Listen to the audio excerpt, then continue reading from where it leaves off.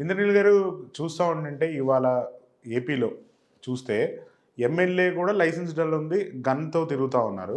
అదే ఏఎస్పీని కూడా నేను I have a licence to shoot you అని అంటే దానికి అర్థం ఏంటండి? సార్ అసలు ఎంత దారుణం అంటే అసలు అది కూడా అంటే ఈ ఇన్సిడెంట్ జరిగి కూడా 2-3 డేస్ అవుతా ఉంది. అంటే పోలీసు అది కూడా పోలీసులకు సంబంధించిన ఒక స్పెషల్ డే రోజు ఏమన్నారు, నా దగ్గర కూడా లైసెన్స్డ్ గన్ ఉంది, licensed gun mean to kill అంట. దీన్ని సుమోటోగా తీసుకోవాలా వద్దా అసలు? అంటే ఇప్పుడు రూలింగ్ గవర్నమెంట్ ఏ స్థాయిలో ఆగిపోయింది? ఫస్ట్ థింగ్ చూడండి, ఒక వ్యక్తి ఏమో అతను మున్సిపల్ కమిషనర్, వాళ్ళ అబ్బాయి ఏమో ఎమ్మెల్యే తాడిపత్రిలో. అయితే అతనేమో ఒక పక్కన ఏఎస్పీని బెదిరిస్తూ ఇక్కడ రాళ్ల దాడి జరిగితేనో లోపల దాక్కుని ఏఎస్పీ నువ్వెంత అని దారుణమైన పదజాలాలు ఇంతలా మాట్లాడి పబ్లిక్గా వీడియో రికార్డెడ్గా ఉంటే ఏం చెబుతున్నారు ఇప్పుడు? మేము చర్యలు తీసుకుంటాం, ఇలా మాట్లాడటం మంచిది కాదు అని హితవు పలికారంట.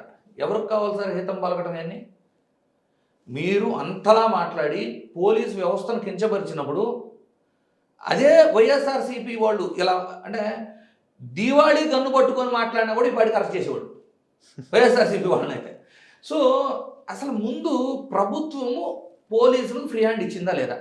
పోలీసులు తమ పనితీరుని రాజకీయాలకు అతీతంగా చేస్తున్నారా లేదా? దీని మీద చాలా ప్రజల కోసం చేస్తున్నారా లేదా అని అనుమానం. ప్రజల కోసం అంటే ప్రజల కోసం వారి వృత్తి ధర్మాన్ని న్యాయబద్ధంగా చేస్తున్నారా లేదా, చట్టానికి అనుకూలంగా చేస్తున్నారా లేదా అనే అనుమానాలు ప్రజలకి చాలా ఎక్కువ ఉండేవి సార్. వీటికి కొన్ని ఎగ్జాంపుల్స్ మీకు చెబుతా చూడండి.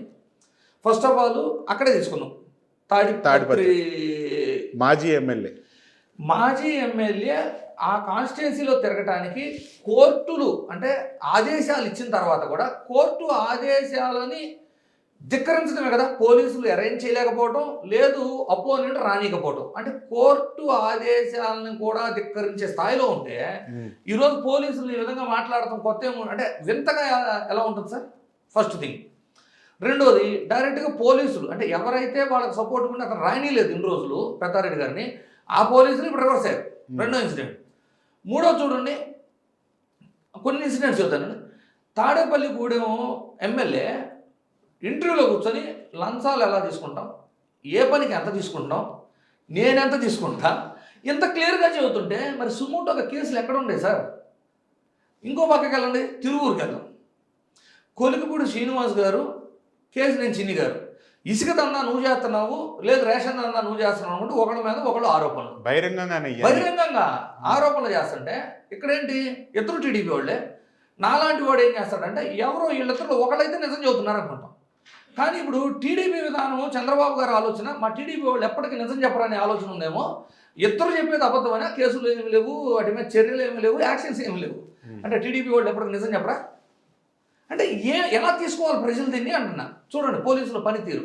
సవీంద్రారెడ్డిని అరెస్ట్ చేశారు. అరెస్ట్ చేసి ఒక అక్రమ కేసు బనాయించి రకరకాల టార్చర్ పెట్టి ఈయన తీరా హైకోర్టు ఏం చెప్పింది అంటే మీ మీద మాకు నమ్మకం లేదని సిబిఐకి ఇస్తే పోలీసులు హడావుడిగా సుప్రీంకోర్టుకి వెళ్ళి సిబిఐ విచారణ ఆపాలి. అసలు మీ పని మీరు సక్రమంగా చేసుంటే సిబిఐ కేసు అయితే మాత్రం మీకు ప్రాబ్లం ఏంటి? సిబిఐ వచ్చి ఇన్వెస్టిగేషన్ చేసి ఆ ఇన్వెస్టిగేషన్ మీరు తప్పు చేయలేదు కదా, అంటే తప్పు చేసామని అనుకుంటున్నారా? ఆ క్షమాపణ ఏదో ఇక్కడ చెప్పేయండి ఆంధ్రప్రదేశ్ రాష్ట్ర ప్రజలకి, ఆ సవీంద్రారెడ్డికి, వైఎస్ఆర్సీపీకి, సోషల్ మీడియా వాళ్ళకి చెప్పేయండి మా వల్ల తప్పులు జరుగుతున్నాయి, ఇది ఎట్లాంటి తప్పులు చేయమని చెప్పండి. చెప్పగలరా? లేదు. మాచర్లలో ఒక జర్నలిస్టు తను అక్కడ జరుగుతున్న అక్రమాల మీద ఏదో రెగ్యులర్గా పోస్టులు పెట్టారంట. అతను కొట్టారు టీడీపీ వాళ్ళు వెళ్ళి. కొట్టిన తర్వాత అతను కేసు పెట్టడానికి కంప్లైంట్కి వెళ్ళాడు, స్టేషన్కి వెళ్ళాడు. స్టేషన్కి వెళ్తే అక్కడ కూడా కత్తి తీసుకుని ఆమె దాడి చేయడానికి వచ్చారు అని అతను ప్రెస్ అంటే మీడియాకు రిలీజ్ చేస్తూ అతను చేస్తున్న ఛాలెంజ్ ఏంటి? స్టేషన్లో సీసీ కెమెరా చెక్ చేయండి, వాళ్ళు కత్తులతో వచ్చారో లేదో నేను చూపిస్తాను అంటున్నాడు. మరి దీనికి ఆన్సర్ చేస్తారా పోలీసులు? లేదు. ఆ సీసీ కెమెరా ఫుటేజీ సుమోటోగా తీసుకున్నా, లేదు కోర్టుకు సబ్మిట్ చేయగలరా? సోషల్ మీడియా కార్యకర్తలకు నోటీసులు ఇచ్చారా లేదా? అసలు సోషల్ మీడియా కార్యకర్తలను అరెస్ట్ చేసిన అంటే చేసినవి లేదు కోర్టుకు ప్రొడ్యూస్ చేసిన సేమ్ డేట్ ఉండేయా లేదా? స్టేట్ వైడ్ ఎక్కడెక్కడ అరెస్ట్ చేశారో ఆ పోలీస్ స్టేషన్లో సీసీ కెమెరాల డేటాని కోర్టు అడిగింది కదా, ఇచ్చారా? ఇవ్వలేదు. నిన్న తుని ఇన్సిడెంట్లో మైనర్ బాలిక విషయంలో అఘాయిత్యం చేసిన ఒక టీడీపీ నాయకుడు పోలీస్ కస్టడీలోకి తీసుకుంటారట. 62 సంవత్సరాల వయసు కలిగిన ఒక వ్యక్తి పోలీస్ కస్టడీ నుంచి తప్పించుకొని సూసైడ్ చేసుకున్నాడు అంటే అంటే పోలీసుల యొక్క సామర్థ్యము, వాళ్ళు ఏ విధంగా వాళ్ళ పనితీరు ఏ విధంగా ఉందని మనం ఆలోచించాలి.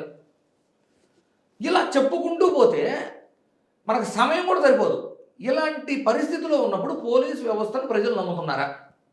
ఇకపై ఏదైనా కష్టం వస్తే పోలీసుల దగ్గరికి వెళ్ళే పరిస్థితి కనబడుతుందా?